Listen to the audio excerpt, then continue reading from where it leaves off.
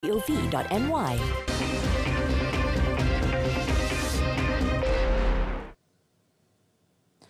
Kembali dalam berita wilayah, fokus negeri di bawah Bayu. Kerajaan negeri tingkatkan biasiswa pengajian kepada RM100 juta setiap tahun. Laporannya bersama Konstantin Pahlawan di Kota Kinabalu, Sabah. Silakan Konstantin. Ya Zahira, kerajaan negeri meningkatkan pemberian biasiswa pengajian daripada RM50 juta kepada RM100 juta setiap tahun. Ketua Menteri Datuk Seri Panglima Haji G. Haji Nur berkata, ia bagi memastikan anak-anak Sabah dapat meneruskan pengajian di mana-mana institut pengajian tinggi. Datuk Haji G berkata aspek pendidikan dan modal insan menjadi agenda utama yang ditekankan kerajaan negeri dalam memacu pembangunan Sabah. Beliau berucap merasmikan penutupan kem matematik perdana di Dewan SMK Taman Ria Tuaran. Teksnya disampaikan Ketua Setiausaha Politik kepada Ketua Menteri Datuk Abdul Kasim Razali. Dalam pada itu, Datuk Haji G berkata, kerajaan negeri akan terus memberi tumpuan khusus kepada pembangunan dan pembudayaan bidang sains, teknologi, kejuruteraan dan matematik STEM. Ia berikutan pencapaian rendah dalam mata pelajaran berteraskan sains seperti fizik, kimia, biologi di negeri ini berbanding di Semenanjung. Kementerian Sains, Teknologi dan Inovasi bersama Universiti Malaysia Sabah turut diminta membentuk sebuah jabatan kuasa bersepadu dengan Jabatan Pendidikan Negeri serta agensi berkaitan lain bagi menangani isu berkenaan. Berdasarkan laporan Perangkaan Pendidikan Malaysia tahun 2020 hingga 2022, jumlah pelajar Sabah dalam aliran sains di peringkat SPM kekal sekitar 15%. Dapatan itu bertentangan dengan hasrat kerajaan negeri yang mahu kumpulan profesional dalam bidang sains, teknologi, kejuruteraan dan perubatan ditingkatkan menjelang tahun 2030. Kerajaan Persekutuan diharap dapat mempertimbangkan semula peruntukan belanjawan 2024 bagi Sabah yang berjumlah RM6.6 bilion.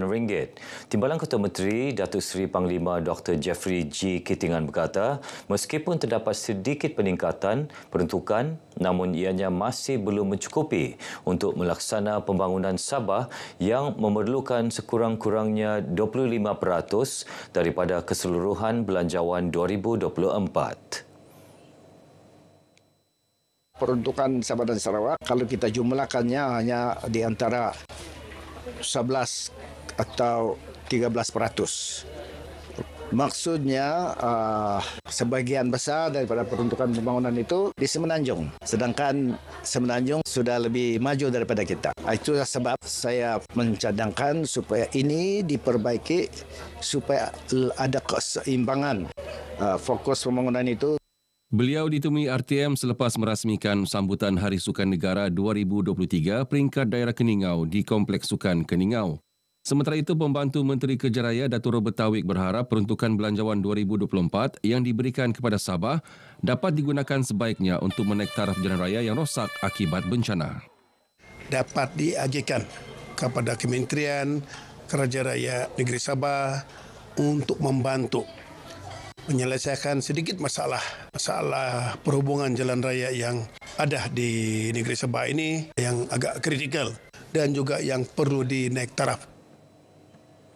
Perusahaan mikro, kecil dan sederhana PMKS turut mendapat perhatian dalam pembentangan belanjawan 2024 yang diumumkan Perdana Menteri Datuk Seri Anwar Ibrahim. Bagi usahawan PMKS di negeri ini, pengumuman bantuan dana RM44 bilion memberi impak positif terhadap perancangan mereka untuk mengembangkan lagi perniagaan dan menambah baik mutu produk dihasilkan. Okey, pendapat saya lah kan buat masa sekarang ni macam kami ni peniaga-peniaga IKS ni memerlukan banyak pinjaman, tapi alhamdulillah setakat ni Tekun memberikan kami pinjaman lah. Sekurang-kurangnya kami dapat orang cakap mengembangkan sedikit sebanyak punya bisnes. Bagi saya pembiayaan kerajaan ni dapat mengurangkan beban bagi kami peniaga kecil ni. Sangat bagus, memudahkan kami untuk meningkatkan lagi lah perniagaan kami, ya, majukan, karena kan ya nama juga peniaga kecil, banyak permohonan yang ditolak kalau loan di bank kan. Jadi kalau dengan inisiatif begini ya sangat bagus lah. Kementerian Pelancongan, Kebudayaan dan Alam Sekitar menyokong penuh penganjuran pameran burung Asia ABF bagi meningkatkan kesedaran masyarakat mengenai kepentingan memelihara dan memulihara spesies burung. Dianggarkan terdapat lebih 10,000 spesies burung direkodkan di seluruh dunia. Menteri Pelancongan, Kebudayaan dan Alam Sekitar Datuk Krishna Leo berkata, burung memainkan peranan penting untuk mengekalkan ekosistem alam semula jadi selain menyumbang kepada sektor ekopelancongan. Beliau berucap merasmikan pembukaan pameran ABF edisi ke-12 di Pusat Konvensyen Antarabangsa Sabah SICC Kota Kinabalu.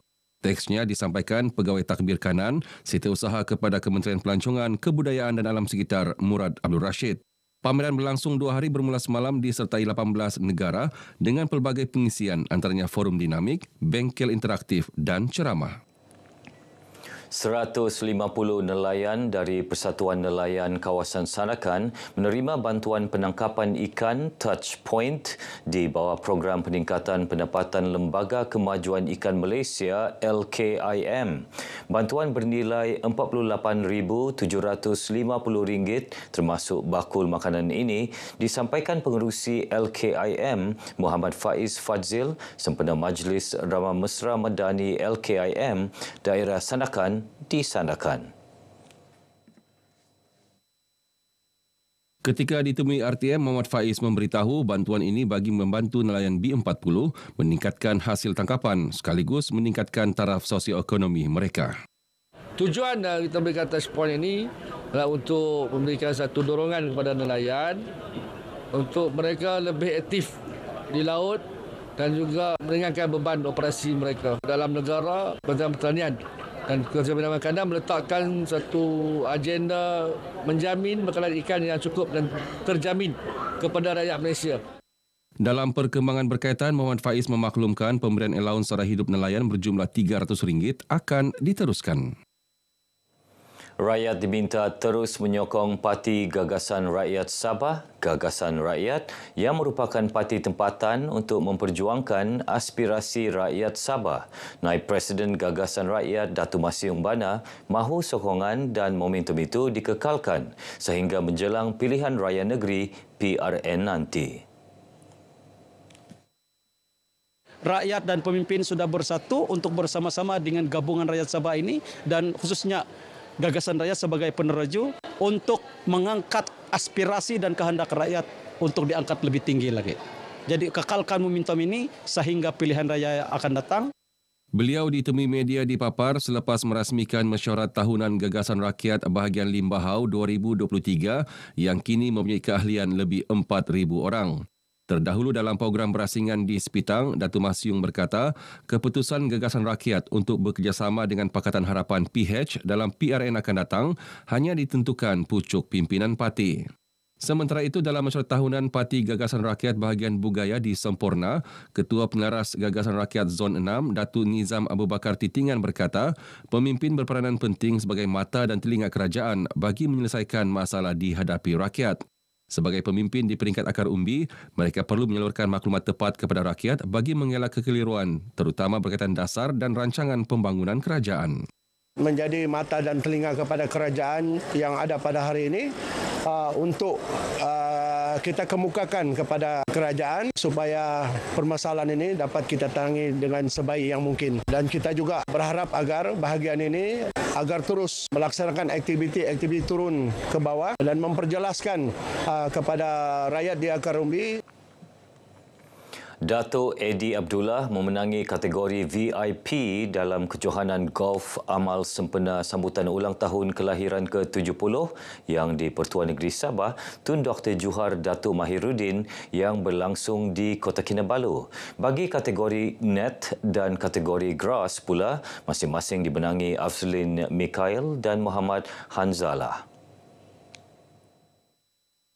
Bercakap kepada pemberita, Setiausaha Persekutuan Sabah selaku penaung Jabatan Kuasa Pelaksana Kejohanan Golf Amal, Datuk Mazan Mahyudin berkata, acara tahunan disertai 128 orang itu bukan saja sebagai pengisian sambutan hari kelahiran rasmi yang di-Pertuan Negeri Sabah, tetapi juga sebagai wadah mengeratkan silaturahim antara peserta terlibat.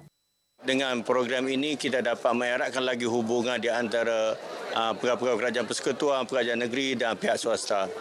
Dan matlamat kedua ialah kita untuk mengumpulkan dana bagi disumbangkan kepada Yayasan Nur Jauhar.